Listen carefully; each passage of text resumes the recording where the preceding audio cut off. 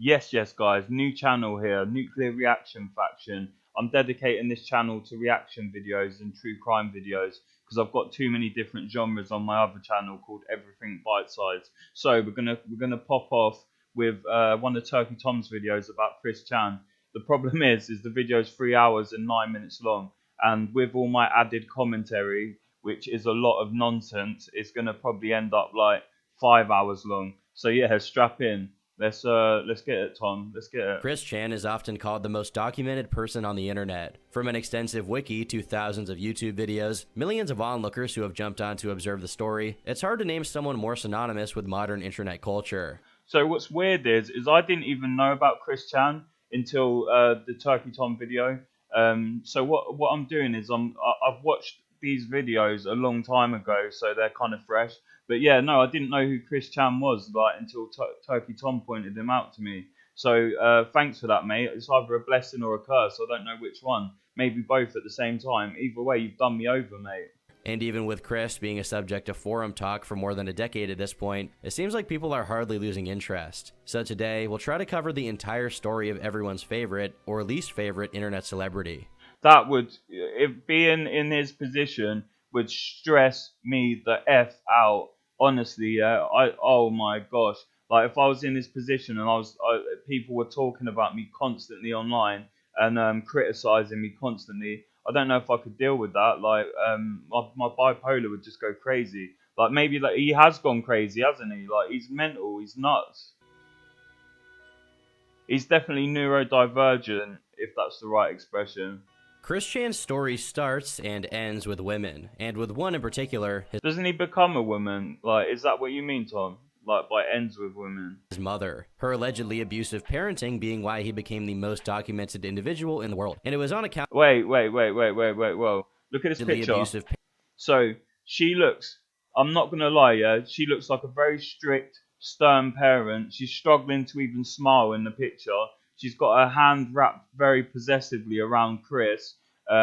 She looks like very strict, like she'll mete out punishment and like readily and available. Like whenever she feels like a little bit peed off, she'll just like go nuts. And I don't know, can't you see it? Like she looks like she's a bit like a bit violent, maybe. Parenting being why he became the most documented individual in the world. And it was on account of his unspeakable acts toward her that Wow. he was suddenly pulled out of the public eye and into So he, the transformation. Let's go back.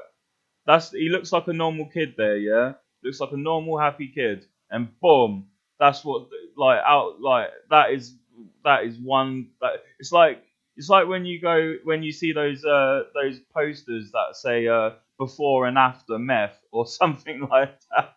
into a jail cell. Seeing as he was just released from that jail cell, everyone's worried about what's next for Chris. It's natural to think history will repeat itself, but many still don't know the full extent of that history. A history which spans over 40 years, with its groundwork being laid even prior to that. It all started in the year of our Lord, 1980, when a 53-year-old Bob Chandler and a 39-year-old Barbara Weston got married. Barb was involved with a few other men before Rob, such as a man named Ron Coleman Yeats Sr., Wait. Ron Coleman Yeats Senior. Yeet as well. That's kind of cracking me up the name. But you guys have the weirdest names over in America. Yeah, I suppose it's because it's like a huge melting pot. But so's the UK. And we don't use the whole senior junior thing. Not once. I think the upper class might, but like not once have I heard someone say I'm blah blah blah junior or senior. Never once. It seems to be like an American thing, I think. who she had a child with by the name of Cole. Barb, however, disputes this and claims to have never been involved with Rand, but with a man named Jack Smithy, with whom she supposedly had a fancy wedding. Cole grew dubious of his mother's claims about who his father was and decided to hire private investigators to settle the matter. In emails he eventually exchanged about the pursuit of the identity of his father, Cole said, "It seems likely, since Rand's middle name is Coleman, that this man is my biological father." However, Barbara never spoke of this marriage. I would never have known about it had I not made a special trip to Richmond to get copies of all of her marriage certificates. Can you imagine having an essential part of your personal family history shrouded in mystery for 44 years because the one person who could clear the air insists on lying to you? Yep. Not exactly. Not exactly that. But I barely knew my dad growing up. I'll put it this way: over the space of like about 20 odd years, I probably saw him about 6 times. And I'm not blaming him, and I'm not blaming my mum, because I don't really know the situation, whatever happened between them. You know, things happen, but things happen. But I will say this: maybe that's partly why he ended up so messed up. Because I think not having my dad around, I think really messed me up. Well, I know it really messed me up for a fact, and I've gone through it in cognitive behavioural therapy. But my point is that it's very damaging to a child, and it can lead to self-identity issues and self-conscious behaviour. And it seems like that might have been part of the case here.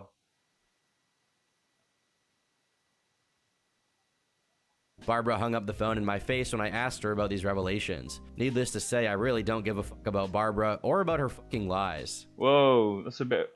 She's your mum, bro. In 1966, when Cole was 3 years old, Barbara began a relationship with a man named Jerry Harmon Jr., who would become Cole's stepfather. Jerry Harmon Jr. What is it with all these like?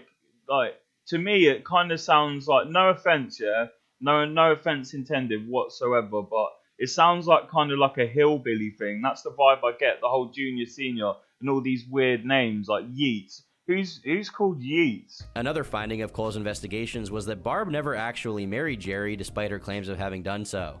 Why would you lie about that? Trend of dishonesty was forming. In an email about the domestic situation during this time, Cole said, "Barbara is mistaken about the bunch of good years we supposedly had together. I grew up in an abusive household with Barbara and my former stepfather, Jerry, where physical and mental punishments ran the gamut. From bare beatings to cold showers to bizarre scenarios acted out with glee by two deeply neurotic adults." See, usually I treat those sort of statements with skepticism, but I'm not gonna lie. Like I'm quite good at getting a vibe of what people are like, just from a picture, and I believe him, to be honest with you, and that would also sort of like explain why he's so messed up.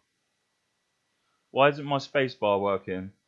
The treatment I received in Richmond, Virginia was another matter altogether. To raise a child in such conditions is inexcusable. Even at a very young age, I knew they would abandon me. They were both irresponsible and incompetent parents who exposed me to traumas that I would rather not remember. As for Barbara professing her love for me, I have not seen any evidence of it in close to 20 years. It sounds like she might have a borderline personality disorder. And when I say a borderline personality disorder, it's because there's multiple types. I'm not slagging off people who have BPD. I'm not slagging people off, so please don't take it like that. I've got bipolar disorder myself, but it seems like she might have some form of chronic borderline personality disorder, and I'm pretty sure. And that's a very long time. Barbara's definition of love is a hackneyed sentimental term she uses to extract a response. Hackneyed, does that mean like makeshift? Hey Google, listen to me, man. Define hackneyed.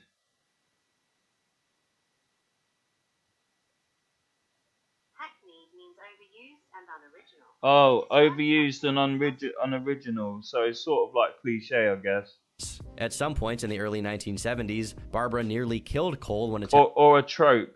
Oh wait, there's some violence coming up. What's going on? Extract a response. At some point in the early 1970s, Barbara nearly killed Cole when attempting to scare off a would-be robber. A burglar tried to break in when my dad was out cheating on my mom. We had a steel front door. Some dirtbag was making no bones about trying to break down our front door. Richmond was the rape capital of America at the time. My mother Barbara left the living room for the adjacent bedroom, where said pistol sat waiting. She returned with a fully loaded gun. I stood beside her about 10 feet from the door, where the would-be thief was still loudly at work trying to break down the front door. My mother pulled back the hammer, attempting to cock it, but she didn't pull it back far enough for it to lock. Blam! The gun fired. The bullet hit the floor, ricocheted onto the steel door, then onto the ceiling, before lodging in the plaster wall less than a foot to the left of my head. Whoa! That must have been traumatizing, man. Do you know what? I'm just gonna take Chris's word for what he says, because it seems like it. I don't know. I get the sense he's being honest, but maybe he's exaggerating some things. Because obviously, when we've got memories, memories change over time, and it's like I'm not going to get into it. I could get into it how memories work and stuff like that, but they change over time, basically, and you can end up accidentally exaggerating a situation because it's built. Every time you remember something, it's like it's happened again, but the slight details change. And say you was in a situation where you had an argument with someone and it was your fault. Over time, the memory might change to make it their fault. You know, so I don't know why I'm going on about that. Sorry, guys. Like, let's stop getting sidetracked. Would-be thief was scared off, so mission accomplished there. But I could have easily died. True. In 1978, Barbara and Jerry separated, and not long after, Cole moved to California, presumably to get as far away as possible from his dysfunctional mother. Despite being directly connected to the endless odyssey of Christery, as it's often called, Cole is a relatively normal person. After they both separated from their respective spouses and married one another, Bob and Barb didn't see their advanced ages as a reason to avoid conceiving a child. Whether this That's a bit like, isn't it bad to have a kid when you're old? Like, because as you get older, your genetics, your DNA, so basically, yeah, your DNA replicates itself all the time. They say something along the lines of every 4 months or something crazy like that. You've got a whole new body, or 4 years, you've got a whole new body that's been DNA regenerated. And as you're aging, DNA starts replicating errors, and those errors get worse and worse the older you get. And then if you have kids when you're old, you pass on those faulty genetics, so the kid is more likely to suffer from some sort of illness. This was due to their lack of knowledge of the risks, carelessness, or a mixture of both is anyone's guess. By 1981, Barb was pregnant, and on February 24th, 1982, a child was born that would change the world forever, Christopher Weston Chandler. Unfortunately, whatever bad parenting techniques were present when Barbara was raising Cole were at least as bad, if not worse, when it came to raising Chris. By 1983, probably due to her lack of interest in raising Chris herself, Barbara hired a babysitter that would end up abusing 1.5-year-old Chris by locking him in a closet. Wow. Later on, he would claim that this led to him having autism, although that claim is doubted. I think you just have autism, mate. I don't think getting locked in the cupboard did it. It might have given you PTSD, though. This situation caused him to become nonverbal, only occasionally screeching and crying, which made him very difficult to deal with for his parents. That just reminded me of that. That's inappropriate. I'm sorry, guys. By 1985, Chris met the first person besides his parents whom he recalls as a friend, Sarah Nicole Hammer, according to what he himself says in his Wikipedia autobiography, which, yes, exists. Wait, can I just say, yeah? Oh, wait, I've lost it. Let me go back. Can I just say, I find it kind of strange that people sit on Santa's lap. Does no one else find that strange, or is it just me? Like, I don't know. I find it strange personally. I think it's a weird tradition, and it makes me wonder, like, what if? Surely this happens, yeah. And I'm sorry to get into this because this is deep, yeah. Imagine how many people play Santa across the world around Christmas and do the whole grotto thing where you go and you sit on his lap, you get a present, blah blah blah blah blah. How many paedophiles, yeah? Oh no, I said that word. I'm gonna have to like blur that out. How many flipping nonces? That's what we call them in the UK.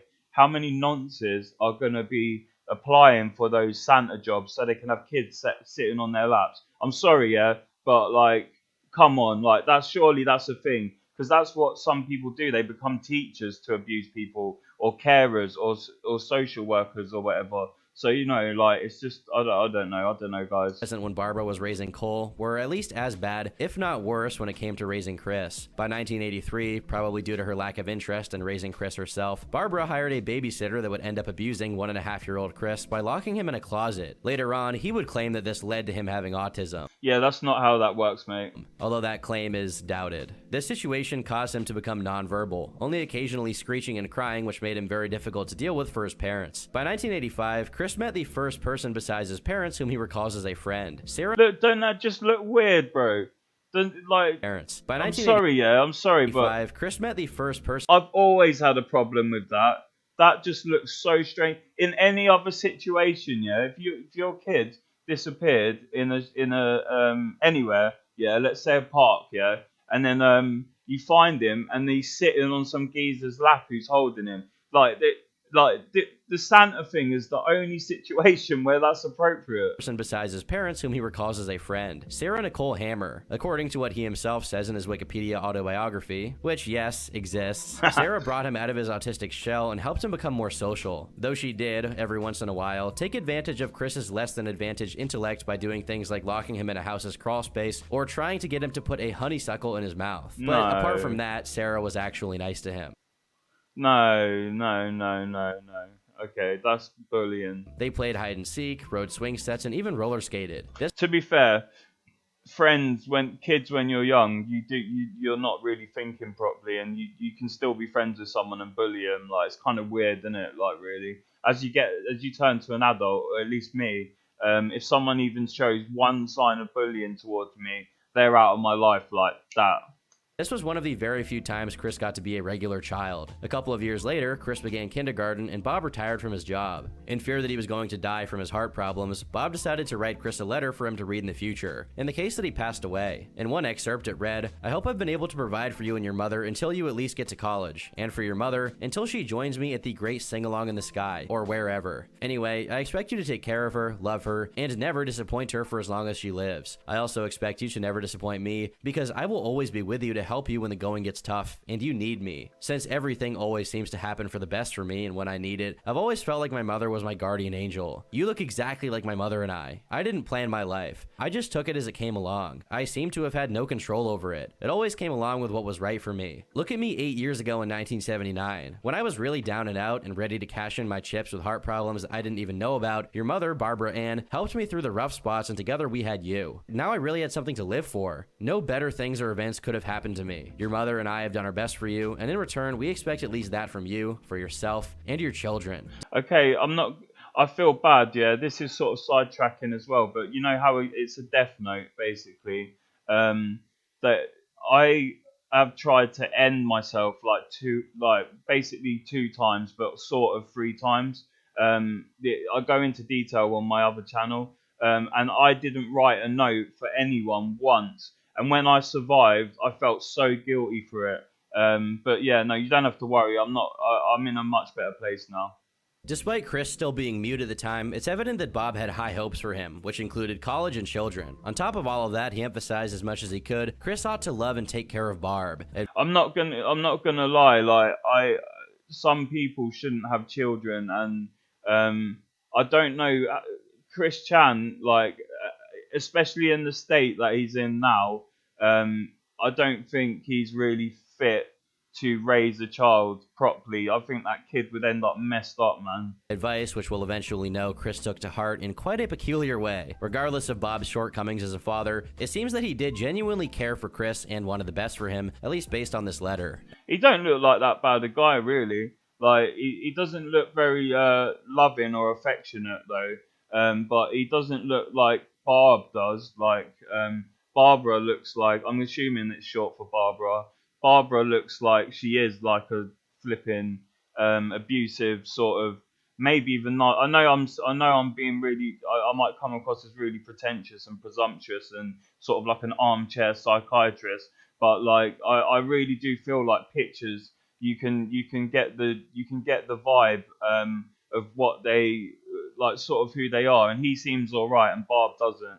As his childhood progressed and he attended speech therapy classes, Chris eventually started speaking again at age 7. This was a relief for his parents, who could now actually communicate with him instead of having to guess what was on his mind. According to Chris himself, he quickly made up for his time in silence by talking a lot with his classmates. Through the entirety of his childhood, Chris's parents showered him with gifts, the brunt of which were video games. For Christmas that year, he was given a Nintendo Game Boy. Oh, I remember that Game Boy. Oh my gosh.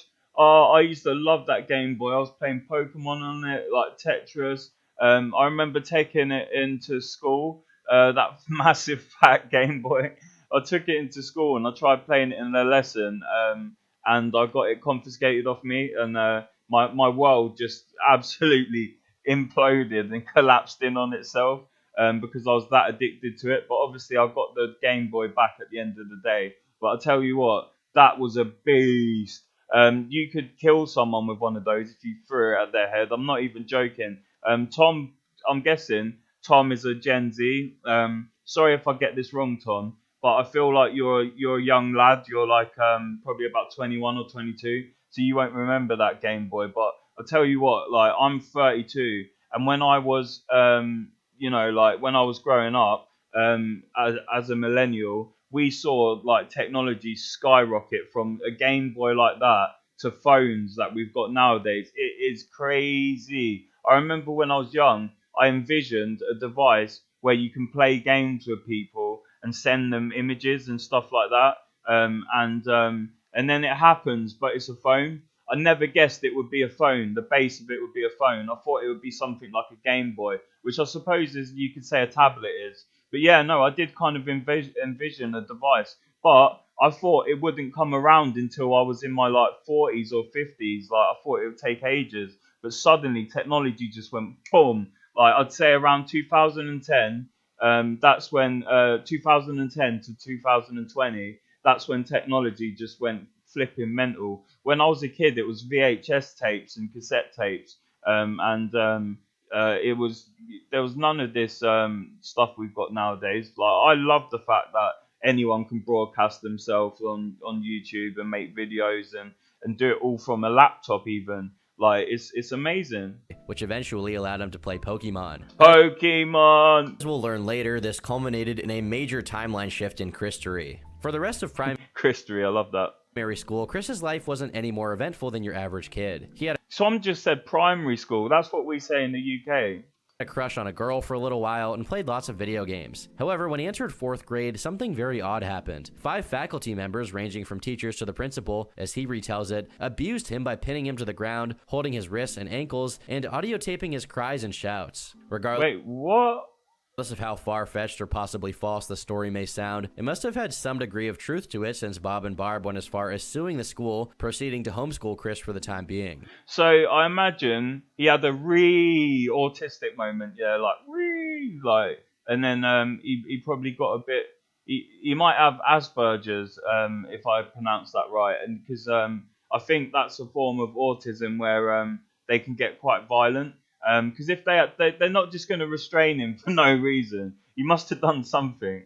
We don't have detailed knowledge Like for instance, like this isn't funny. I'm just saying. For instance, in school, like we had a kid that he threw a chair at a teacher and he had to be restrained. about the legal proceedings of this lawsuit, but we do know that it eventually got dismissed. Whatever your opinions about homeschooling may be when it concerns children, in Chris's case, being around other kids was beneficial for him and he needed the social interaction to improve. So I'm gonna just be straight. My opinion on homeschooling is that fair enough if you want to do it, but if you're gonna do it, you need to let the kids socialize as much as possible with other kids. Because school is important, I think. Even if you're getting bullied every day, school is important. Like it teaches you how to deal with people and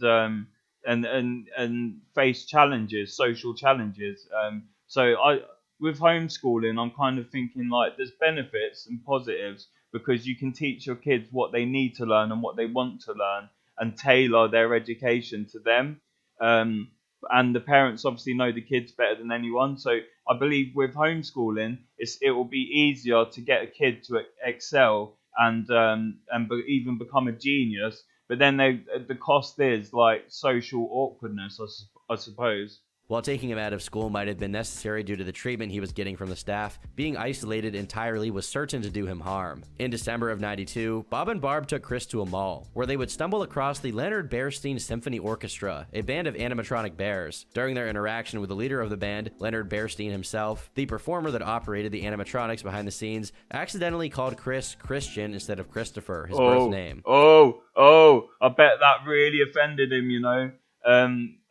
Because of his autism, I bet that really offended him. For whatever reason, this deeply struck a chord with Chris, who insisted that his name be legally changed to Christian. Oh wow, okay. No, the complete opposite happened of what I thought.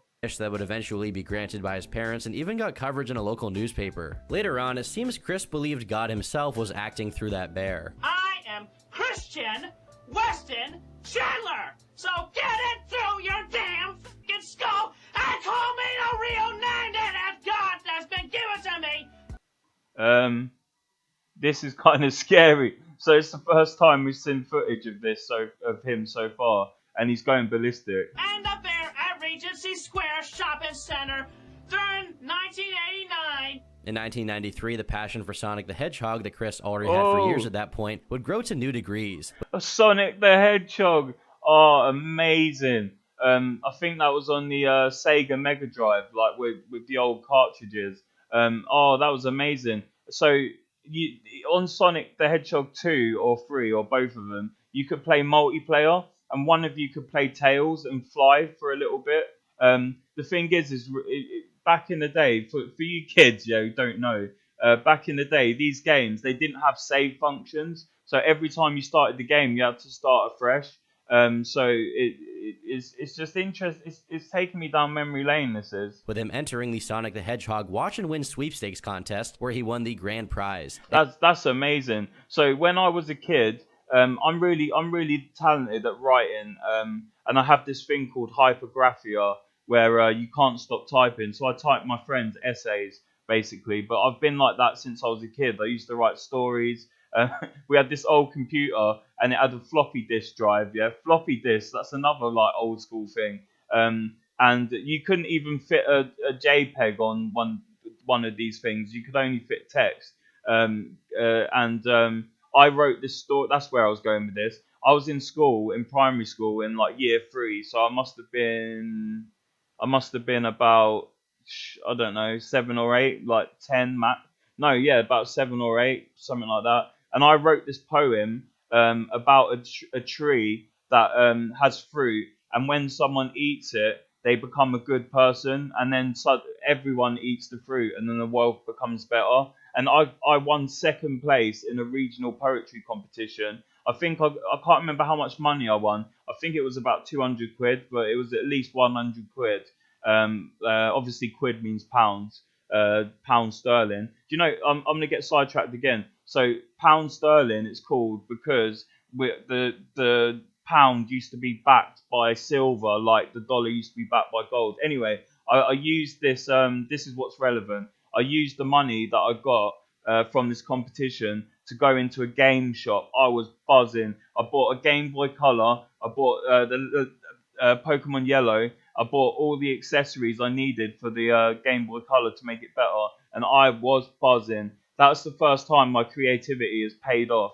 A $1,000 shopping spree at a local toy store. $1,000. Oh man, I only got like a couple hundred quid. This geezer's getting like flipping like millions. This win was reported on television, making yet another instance of Chris attracting the attention of the media, even as a young boy. By 1996, Barb would retire as well, meaning both her and Bob were spending the entirety of their time raising Chris, though whether their increased presence was good or bad for him, only time would tell. This was also the year Chris began high school, and in his opinion, these were his happiest years. It was during this period that he became the water boy for the basketball team, and just a year later, he's a manager for it. However, I assume that if Chris was able to exercise that position, it must not have been that serious of a position in the first place. During one of his high school's basketball games, Chris unknowingly received a vision of the things to come. As he tells it, one day during b-ball practice, I was randomly thinking, with a picture of Mighty the Armadillo of Knuckles' Chaotix 32X, leaning I think Knuckles is one of the enemies on Sonic, I believe, and Chaotix is like the final boss, I believe.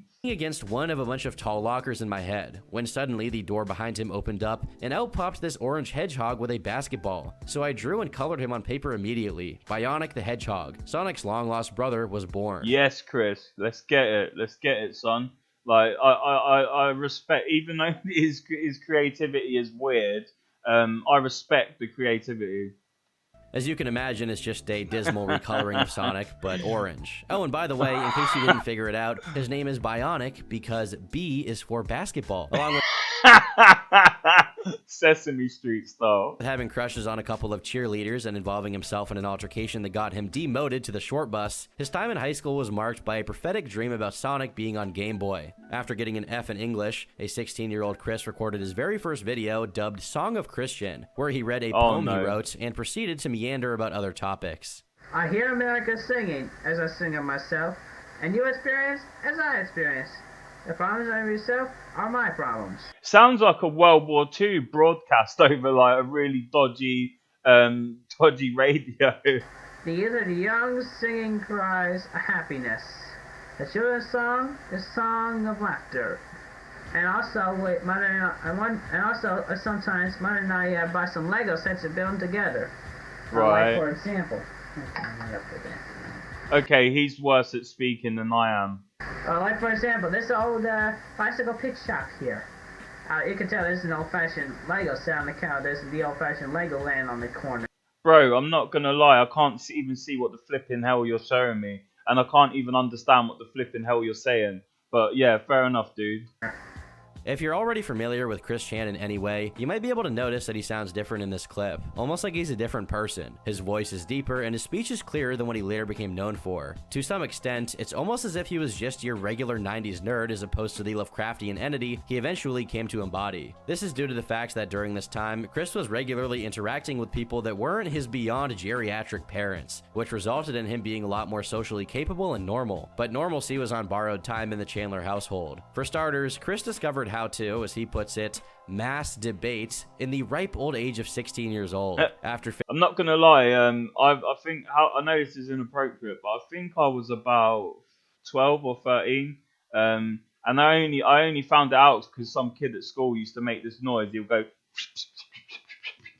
and do the motion, and I'm like, "What the f are you doing, man?" And he told me, and then yeah, it all kicked off from there. figuring out how to break the parental lock on his TV, he figured it out for himself, whatever that means. In 1998, the Pokemon anime... So he got the adult content on the TV. So a lot of UK lads, especially like my age, will remember there's a channel on Freeview called Babe Station, yeah. Or it was on Sky, which is your you call it cable in America. I can't remember, but there's this channel, and at late at night they get in their underwear and people call in and talk to them, and it's like a sex line. Yeah, no, I was just saying, I don't know why I said that. It's just relevant because he unlocked the parental controls, which, to be honest, is quite smart of him. I'm impressed at that. TV, he figured it out for himself, whatever that means. In 1998, the Pokemon anime began being broadcasted, and Chris was immediately hooked. I'm not gonna lie, I never actually liked the Pokemon anime, and I'm not gonna lie, this is gonna offend a lot of people. I just don't like anime, period. And there's multiple reasons I don't like anime. One, I just don't really like. I just don't like it. Yeah, for one. Two, I feel like anime leads to hentai, which leads to lolly, which leads to worse. Yeah. I think there's a. I'm not saying everyone who watches. I know the vast majority of people who watch anime watch it for its artistic merit, and I can respect it for its artistic merit in and of itself. It's really creative and it's really beautiful, but it's just not my thing. And there's a lot of anime creeps, man. Like some Discord anime creeps. You know exactly what I'm talking about. I don't even have to explain it. Becoming a fan of the series. Shortly thereafter, the Pokemon Red and Blue game would hit the shelves in America. Yes, Pokemon. And in a way, Christian's fate was sealed at that very moment. During 1999, Chris's obsession with Pokemon would grow more evident, and in April, he created his first website called CWC's PokeSite, which was meant to be a Pokemon content and news aggregator, which, of course, Chris lacks the competence to maintain. Still impressive that he had to go at it. It seems the site's code was based mostly on a pre-built template, and, most likely, was made under adult supervision, considering one of the entries on the site's guest book seemed to be from one of Chris's teachers. I mean, like, if that's the year 2000 and he's making a website, that's still quite impressive. Throughout most of the year, Chris created playing cards for his Pokemon OCs. His ideas weren't always the most creative, such as Drummore and Symbolic, two Pokemon that were basically just sentient drums. I mean, Pokemon itself, official Pokemon, isn't much better than that. Like, they run out of ideas for Pokemon a long time ago, and they do ridiculous things like that. Look, we're only 12 minutes into this, and I bet the video, because of my commentary, is more like 20. This is gonna be a long video, guys. It's gonna take all day to make this, and then I have to go back through and edit it and edit out certain words, like the P word. I've got to edit that out for sure. And I'm trying not to cuss. I think I've done well. I don't think I've cussed once in this video. So yeah, let's get it popping. Let's go. And I mean, like, they're not bad Pokemon cards. I'm not gonna lie. It's better than what I could do. One of these Pokemon, Espinolic, a comically stereotypical Hispanic Pokemon, served as the mascot of the Spanish version of the second edition of CWC's PokeSite. Oh, so he even did the Spanish version for like Latin people. Is it Latin people? I don't know. Sorry, guys. Latino or whatever. Or is that offensive? I don't know. I'm really sorry, guys.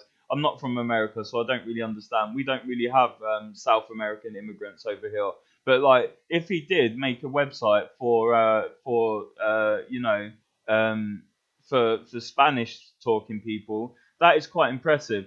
Let me just check something quickly, guys. One sec. Let me just make sure the audio is recording, because that would kill me. Okay, it is. Yeah, that would absolutely kill me if I recorded this whole video and the audio wasn't even working. But yeah, let's get it. Broken miscarriage of a website that came as a result of Chris trying to make his website from scratch in HTML instead of using a template. In late August, he made Yoshi into a Pokemon, which set a precedent for him taking copyrighted characters from other franchises and making them into Pokemon. In the year 2000, Chris turned 18 and held a birthday party he eventually wrote about, saying, "We hung balloons and streamers and we laid refreshments out on the table. At the door was 4 of my high school amigas, and one of them brought a friend. We ate pepperoni pizza and drank Pepsi. It was great. As mother lit the candles, I was filling up with ecstasy. After I blew the candles, I was presented with a big jawbreaker from Kelly, an R.L. Stein novel from Sarah, a planner with stickers from Miranda, and a rabbit doll with jelly beans from Tiffany. We watched Good Burger and had fun." Good Burger. Sorry, I've got a smoke in my mouth.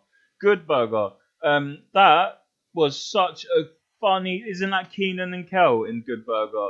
I'm pretty sure. That was amazing, man. All about the secret sauce and that. There was a rumor in the UK, maybe America as well. There was a rumor that one of Keenan and Kel, I can't remember which one, died, and I believed it for ages, but no, it wasn't true. After they left, it was done. What did I wish for? I'm not telling. Though they obviously went to his party in the spirit of charitability, the fact that he was likable enough to inspire these girls to humor him is a sign that, despite his problems, Chris was functional, even if in his own way. So I'm not gonna lie, yeah. I'm impressed that Chris's creativity, his drive, his ambition, and his motivation. Like, he's also quite good at writing. He's not good at speaking, like, or presenting himself at all. He has a lot of trouble with that. But when it comes to writing and doing his own thing, I'm quite impressed, to be honest with you. In the same year, Chris began taking Paxil, a medication to help with his autism, and overall, it seemed like things were headed in the direction of stability. But what's Paxil? Is that what's the generic name for that? Hey Google, what's the generic version of Paxil? The generic version of Paxil is called paroxetine. Never heard of it. Available in both immediate release and controlled release forms. I'm guessing it's an antidepressant. Hey Google, what type of drug is Paxil? This is for informational purposes only. For medical Yeah, it's an advice and antidepressant. consult a professional. Paxil Alright, shut up is now, Google. Thank you. who could ever predict what was coming next? Chris's interest in Pokemon endured. and Yes, look at that. Oh, it's old school. Kids, look, kids, yeah. That is what we used to play, yeah. Look at the difference between like the graphics nowadays. We used to think those were amazing graphics and realistic, yeah. He continued to create new Pokemon playing cards while having people from his school sign his site's guest book, complimenting his art. With all of these social rewards he was getting from expressing his creativity through his interests, Chris's ambition and belief in the potential of his creations only grew. During a computer graphics class, Chris was assigned to create a CD album cover, but with the caveat that the image could not include any copyrighted character. I love the word caveat, like that. Tom, I'm not gonna lie, my brother. Like, sorry, I was smoking. Not a cigarette. I'm not gonna lie, my brother. You are pretty. You seem very intelligent to me, and you're very good at presenting yourself, and you're very good at speaking. You write the video scripts really well. You edit it really well. You're just a really good content creator, mate. I've just got to give you props. 10 out of 10, my brother. Because of his dependence on derivative material, he struggled with this limitation. See what I mean? Saying, I'm not trying to be patronising here, but saying derivative material, derivative, most people don't even know what that word means. Like, if you don't know what that means, it means it's derived from. So if a work is derivative, it means it's not copied, but inspired by something existing. But like, Tom, I'm just impressed, mate. Your vocabulary is very good. That is, until he came up with a brilliant idea. If he were to make a hybrid of two copyrighted characters, the resulting admixture wouldn't be copyrighted, and Genius. thus, it had to be acceptable. The CD, dubbed Christian's favorite hits, would Okay, I'm not a big fan of that album cover. That's a bit... feature a picture of Chris himself alongside a few OCs of his. Pardon me, guys. But with one unforeseen addition, the one and only Sonichu, a mixture of Sonic the Hedgehog and Pikachu. He commented on this moment, saying, "It dawned on me at that moment after lunch, much like the random creation of Bionic the Hedgehog during basketball practice in my freshman year, Sonichu just bursted right into my imagination. A blur at first, but then it became more clear and came together very well. So as swiftly as the creation of Bionic, I drew Sonichu on paper from imagination. Then I drew him on my currently open Photoshop program. After checking with my teacher and my father, who is big on copyrights and whatnot, Sonichu was legal then, and still is, and only mine. So, soon after, the CD cover was made, printed, and passed with an A+ grade. And A+ for that? No, man, that's more like a C-. just like that, things would never, ever be the same. Soon after Sonichu's conceptualization, Chris would immediately start making homemade Sonichu merchandise as if he was a real character. One of the girls that went to his birthday party, Kelly, received a Sonichu sweater Chris had made. Though it's a virtual certainty she had no idea what kind of psychotic horcrux she was dealing with at the time. Chris's creative streak would continue. Horcrux. Wait, that's like off Harry Potter, innit? Does that mean a cursed item? Hey Google, define Horcrux. A Horcrux is an object in which a dark wizard or witch has hidden a fragment of his or her soul for the purpose of attaining immortality. Okay, so I was sort of right. It's like sort of like, yeah, evil spell, weird Horcrux.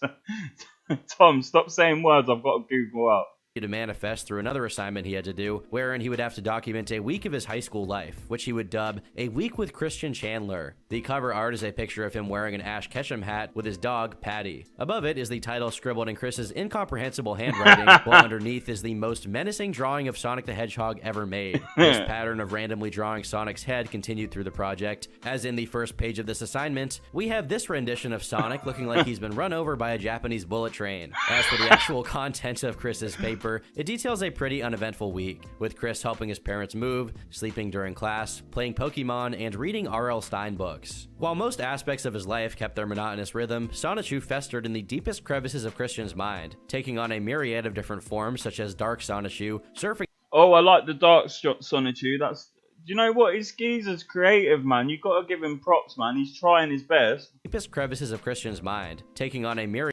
Look, Dark Sonichu. That looks... I mean... That's not really that bad drawing. Like that's well, I mean, it's much better than I can do. I mean, the left hand looks really good. The right hand looks effed. Like the right hand looks inbred. But like the rest of it, I'm pretty impressed. I can't lie. It looks like it's been done with a felt tip pen. Different forms such as. Why am I saying like going into the forensics of the picture as if like what does it matter like whether it was like felt tip pen or a flipping crayon? As Dark Sonichu, Surfing Sonichu, and Snowboarding Sonichu. A man for all seasons. By June, Chris graduated from high school. Shut up, Tom. You need to make me choke on the smoke. Tom, you're too funny, mate. I'm licking Tom's ass because like one, he deserves it. He's an amazing creator. And two, I'm hoping he'll help give me some exposure to this channel and really enjoy the video. This video is going to be ridiculously long, guys. I'm really sorry. Sonichu and Snowboarding Sonichu. A man for all seasons. By June, Chris graduated from high school, though it was not a good experience for him. In his Wikipedia autobiography, he said, "Graduation for me was a sad one then. I only got recognized for my grades with a star pin, yet they had more fancier awards for more important qualities." I'm not going to lie. I was excited to leave school at first, yeah. But like, I really miss school. I think a lot of adults can relate to it. It's sort of like when you're a kid, you think, oh, I can't wait till I'm an adult so I can do whatever I want. But you don't really like realize how the level of responsibilities that pop up. And I remember like people telling me, like adults telling me, don't wish your childhood away. You'll regret it and you'll look back and you'll miss it. And no, absolutely did. Sorry to sidetrack, guys. I should have been highly recognized for my artistic talents I showed in many art classes for the award ceremonies before graduation day. I felt crestfallen greatly from not getting recognized for any of my talents. I excelled in math too, for the love of God. I had gotten over the award ceremony on the graduation day, but to add lemon juice to an open wound, it was dark and Sorry, fuck you. Oh, I just swore like.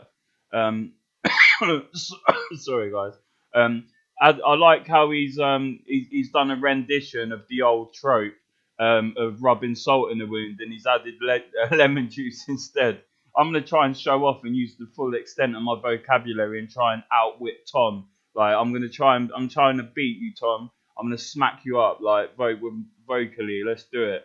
rainy that day, and they handed out more talented awards right before handing out any diplomas. When I went up there to get mine, I was feeling depressed, upset, crestfallen, and ticked off. When the award was handed to me, I took it without looking anyone in the eye, and I did not shake anyone's hand. Wow. I just walked back to my seat in the graduating crowd. Then, soon after, I just walked the wrong way up the center aisle, found an isolated table, and cried myself out. Oh man, that's sad, bro. Like, do you know what? Yeah, like as weird and as effed up as he's become, and the deranged, outrageous, egregious thing. See what I mean? Showing off with my vocabulary. Egregious things that he's done with his nan. Yeah, that or his nan. We say nan like and it means grandma or whatever. I don't know. Yeah, he's done, or his mum or whatever. He's done something weird. But my point is like as him growing up as a kid, I respect I respect him, and also I don't know if the right word sympathize or empathize. I think the empathize means you've got personal experience, but sympathize means yeah. I think I sympathize for him.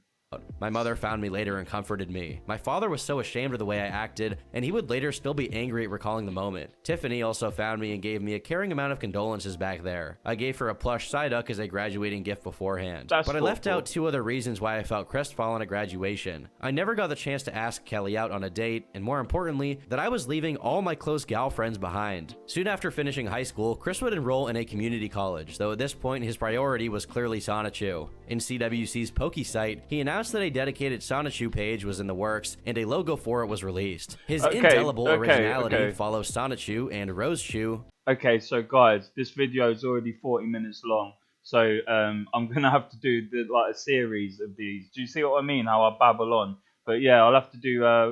There'll probably be about 20 parts to the series. Like, but yeah, hopefully Turkey Tom sees this and his audience do, and hopefully you like it and you want to see more, because I can talk all day. So there's plenty of Turkey Tom content to go through and add to.